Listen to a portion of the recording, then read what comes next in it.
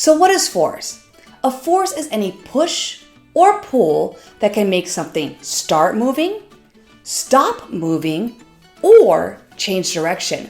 And in this video, we will examine 5 of the different types of forces of the many forces that there are and their applications in everyday life. Now, friction happens when 2 surfaces rub against each other, and it works against motion and slows things down. Now, there are 2 main types of friction. There is static friction, which keeps objects from starting to move, and kinetic friction, which slows down objects or changes their direction if they're already moving. There's also 2 types of kinetic friction. There's sliding friction and rolling friction. Now, rolling friction is weaker than sliding friction, which is why it's easier to roll something than slide it. For example, when you kick a soccer ball across the grass, it keeps moving for a bit, then slows down and stops. But that's because rolling friction between the ball and the grass is pushing against its motion. If you were to try and move a couch and you were just sliding it across the floor, it would be more difficult to move it than if you put the couch on rollers and rolled it across the floor. And that is again because rolling friction is weaker than sliding friction. Now, fluid friction happens when something moves through a fluid like air or water. And this type of friction is called drag.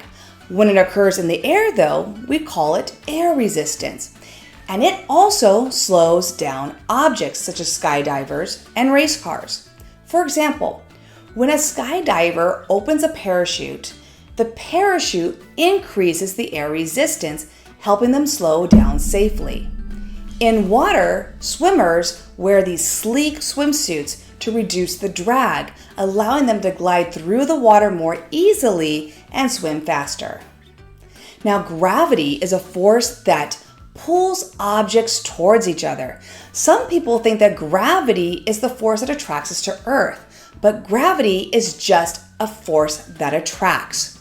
All objects with mass have gravity. The more mass something has, the stronger its gravitational pull. And also, the closer 2 objects are, the stronger the attraction between them.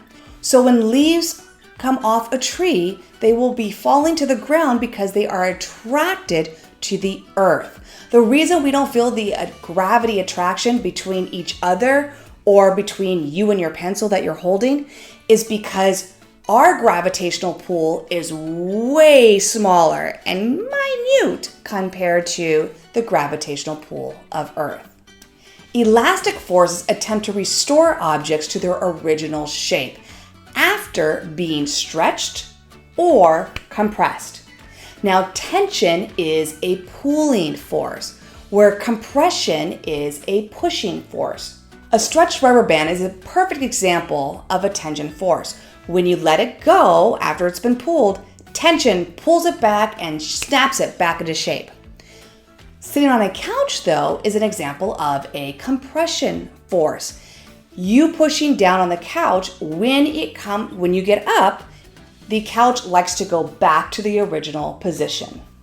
Now, buoyant force is an upward force from a fluid like water or air that acts on the objects placed in it. The more fluid an object pushes out of its way, the stronger the buoyant force.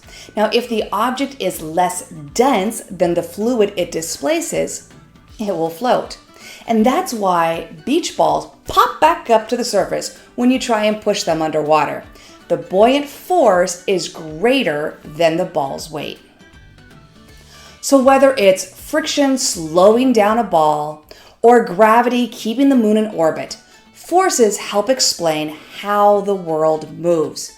And by learning about these forces, we can gain a deeper understanding of everything from sports to space travel and how things work around us.